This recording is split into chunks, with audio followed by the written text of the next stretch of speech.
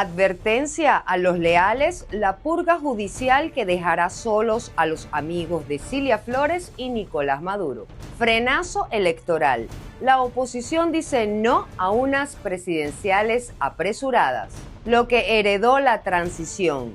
La oscura conexión entre las instituciones y las mafias. Les contamos. ¿Qué tal, amigos? Muy buenos días. Gracias por conectarse con nosotros en la emisión matutina de Noticias Impacto Venezuela. Ya estamos a miércoles 13 de mayo de 2026. Soy Mildred Manrique. Comenzamos. La tercera ola del chavismo ejecuta un movimiento sísmico en el Tribunal Supremo de Justicia. Bajo la excusa de la celeridad procesal, la reforma judicial oculta una purga política, el desmantelamiento de la herencia de Nicolás Maduro para instaurar el dominio absoluto del clan Rodríguez. No se trata de cuántos magistrados hay, sino de a quién responden las nuevas sillas del poder. Quique Frías nos cuenta más. El Tribunal Supremo de Justicia vuelve a aumentar el número de sus magistrados. La Asamblea Nacional reformó su ley orgánica y por lo tanto sube de 20 a 32 magistrados el máximo tribunal. La Sala Constitucional pasa de 5 a 7 integrantes y las demás salas pasan de 3 a 5 jueces cada una. El argumento oficial es que se busca acelerar decisiones y reducir el retardo procesal, pero el cambio se da en un momento de reacomodos. Sírvanse manifestarlo con la señal de costumbre. Queda aprobado por unanimidad. Sírvase también, diputado Alessandrelo, presidente coordinador de la comisión especial que está trabajando el tema de la selección de nuevos magistrados y nuevas magistradas por los cargos vacantes, que incorpore en la discusión la nueva composición que por ley tiene el Tribunal Supremo de Justicia. La modificación de la cantidad de magistrados del Tribunal Supremo no es un asunto nuevo para los venezolanos. Esencialmente ya eso lo ensayó en el 2004 Chávez. Emitirse una decisión con la que no estuvo de acuerdo de la Sala Plena, planteó la ampliación del Tribunal Supremo de Justicia para meter una gran cantidad de magistrados que le fueran leales. La duda no está solo en cuántos magistrados tendrá el TCJ, sino en quiénes ocuparán esas nuevas sillas. La reforma abre espacio para 12 nuevos nombramientos y modifica la correlación interna de las salas que deciden sobre elecciones, conflictos políticos, causas penales, disputas administrativas y control constitucional. Esta ampliación puede ser una forma de cambiar las lealtades internas del Poder Judicial en la etapa post-Maduro. Que requieren tener más cargos para repartir a la pseudo oposición que ha votado hoy en la Asamblea Nacional a favor de esa modificación, que le puedan dar algunos de estos cargos y seguir manteniendo una mayoría que le asegure el sostenimiento del poder, que esto es lo más grave, sobre todo a través de la Sala Constitucional, que tiene las capacidades de torcer la interpretación constitucional hasta límites absurdos. Ellos requieren un reacomodo, sobre todo porque ese Tribunal Supremo había sido diseñado por Maduro y Cilia Flores para unos objetivos de ellos a largo plazo, y bueno, con este reacomodo del poder, los hermanos Rodríguez están haciendo lo propio para asegurarse contar con un Tribunal Supremo que les sea favorable frente a cualquier coyuntura política futura. Si las nuevas sillas responden al mismo pacto de control, el país no estará ante una nueva justicia, sino ante el mismo viejo sistema con más nombres, más cargos y más margen para decidir el futuro desde los tribunales. Reportó para ustedes Quique Frías, Impacto Venezuela. Tu voz también es noticia. Abrimos el debate con la pregunta del día, disponible en todas nuestras plataformas digitales. La de hoy es la siguiente: 32 sillas, 2 hermanos y un plan. Entregar al madurismo para salvarse el pellejo. ¿Es el nuevo Tribunal Supremo de Justicia una subasta internacional? Argumenta tu respuesta. Los comentarios están a tu disposición. Te leemos en la emisión estelar. El entusiasmo por unas presidenciales en 2026 se topa con un muro de realidad. Sectores de la oposición advierten que participar sin una reforma estructural al sistema electoral sería como validar un proceso viciado Entre la exigencia de un cronograma claro y el retorno de María Corina Machado al tablero, la unidad opositora condiciona su futuro a cambios reales, no a promesas vacías. Juliana Palmar con los detalles. El diputado del partido Unión y Cambio, Luis Emilio Rondón, aseguró que resulta irreal hablar de elecciones presidenciales en 2026, al considerar que el país no cuenta con garantías institucionales ni condiciones mínimas para un proceso electoral confiable. Los que estamos en Venezuela, que lidiamos todos los días con esto, sabemos que no es posible hacer un proceso electoral en las condiciones actuales. Habría que reformar primero la composición del Consejo Nacional Electoral y segundo, revisar los instrumentos indispensables para que el proceso sea confiable. En consecuencia, eso va a tomar un tiempo y ese tiempo ahorita es indeterminado.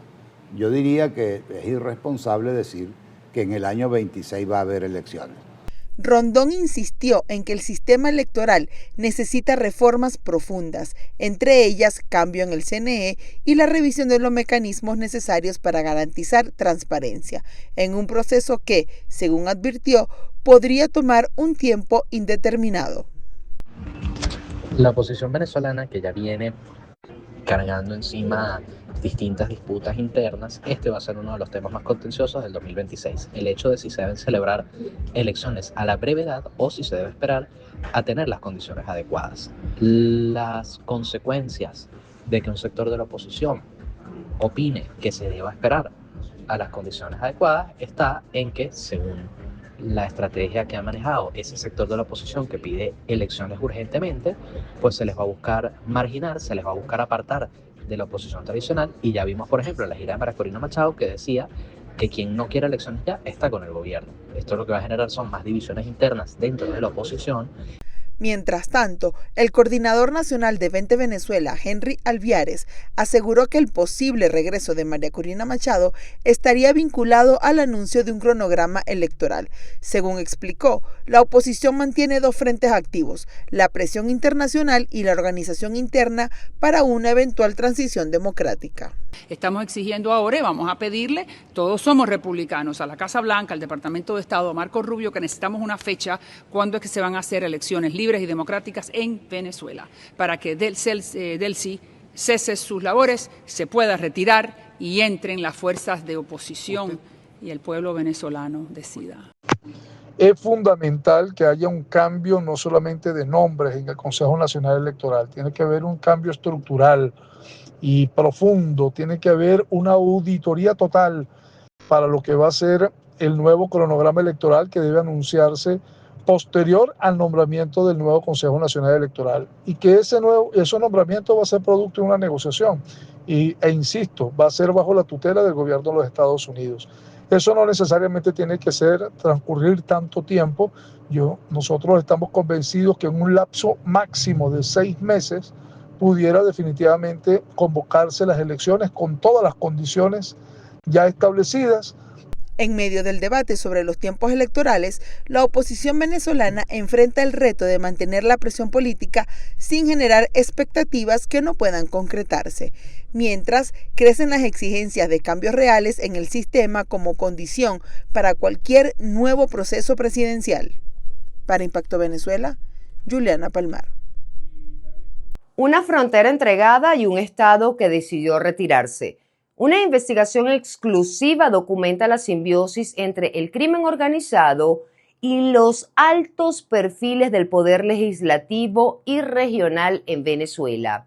Este es el mapa de los territorios liberados que representa el desafío más explosivo para el gobierno de transición: la herencia de mafias enquistadas en la política. Juan Gutiérrez Gamba con el informe. La frontera venezolana se convirtió en un problema geopolítico de escala nacional. Según la reciente investigación de Sebastiana Barraez en Infobae, desde Apure se proyectaron durante años redes de cocaína hacia Estados Unidos, Europa y países árabes. Pero el narcotráfico no llegó desde afuera, fue construido desde adentro, con tolerancia, protección y el apoyo del poder. Lo que hace a esta investigación particularmente relevante para el momento político venezolano no es que documente el narcotráfico en la frontera, es que traza el recorrido de cómo el crimen organizado pasó de controlar territorios a controlar instituciones, y ese recorrido no ocurrió a pesar del Estado, ocurrió con su participación activa.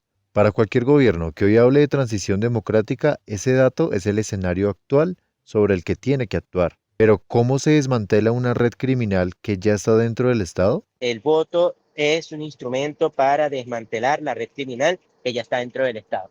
Y estoy seguro que es así, que por eso han dilatado, incluso después del 3 de enero, la constitución de un cronograma electoral. Se ha retrasado, ¿no?, lo que significaría una elección presidencial en Venezuela, que es la primera magistratura que los venezolanos aspiren que cambie, porque con ella pudiesen también darse otros cambios de gran dimensión en el país, pero también llegará el momento en el que también toque a la Asamblea Nacional, gobernaciones, alcaldías, y también se le reste ese suprapoder que le dieron a figuras no constitucionales. Pero hay una dimensión del problema que ningún plan de seguridad resuelve por sí solo: la fractura social. Cuando el crimen organizado ocupa un territorio durante años, no solo controla rutas y recursos, construye una economía paralela, genera vínculos familiares y produce una generación entera que creció con esa realidad como norma.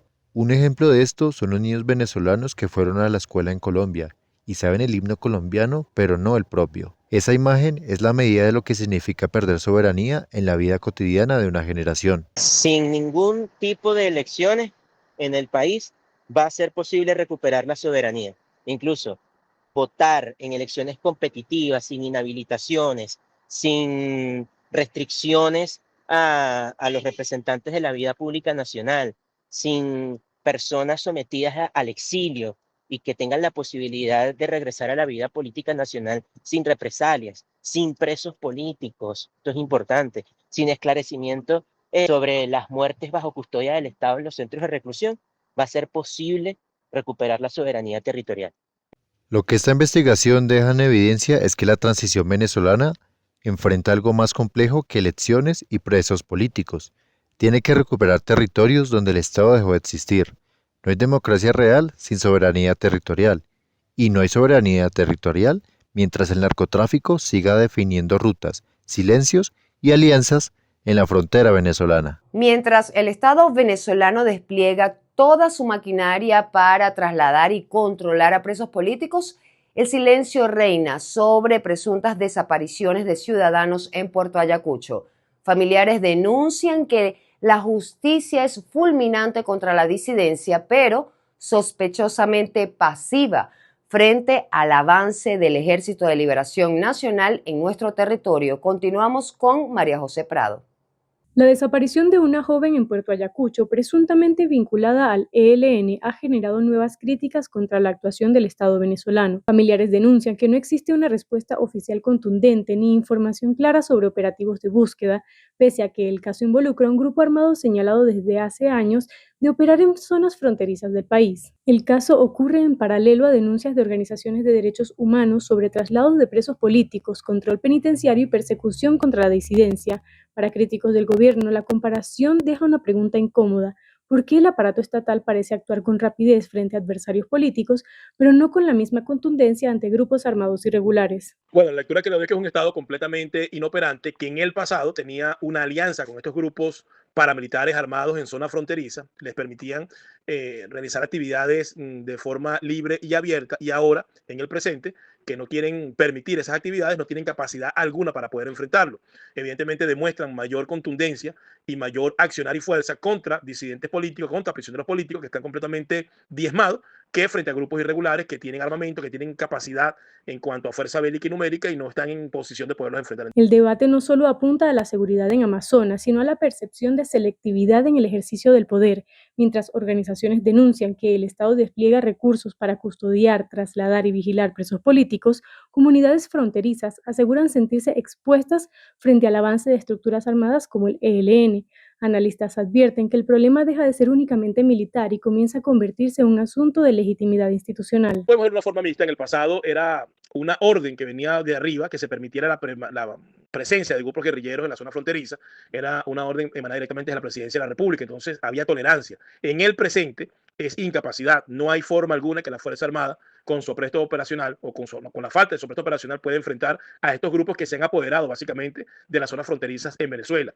Lamentablemente el régimen de Hugo Chávez en sus inicios permitió la presencia de estos grupos guerrilleros en territorio fronterizo y posteriormente esa presencia fue ganando fuerza, fue ganando organización, fue ganando conocimiento en el terreno y la realidad es que en el presente la Fuerza Armada venezolana no está en capacidad de enfrentar de manera eficiente a estos grupos armados. Las críticas también se alimentan de otro elemento, la ausencia de mensajes oficiales contundentes frente a estos casos. Para sectores opositores y defensores de derechos humanos, el silencio institucional termina enviando una señal peligrosa, que existen amenazas frente a las cuales el poder decide actuar y otras frente a las que simplemente evita confrontar. En ese contexto, crece la percepción de que la capacidad del Estado no desapareció, sino que se aplica de manera selectiva. Lo que demuestra básicamente es que las instituciones en Venezuela, sobre todo las que tienen que ver con seguridad, en esta materia Fuerzas Armadas y Policía, utilizan sus recursos para ir en contra del ciudadano común, utilizan sus recursos para ir en contra del ciudadano de a pie, utilizan sus recursos para ir en contra de un ciudadano desarmado.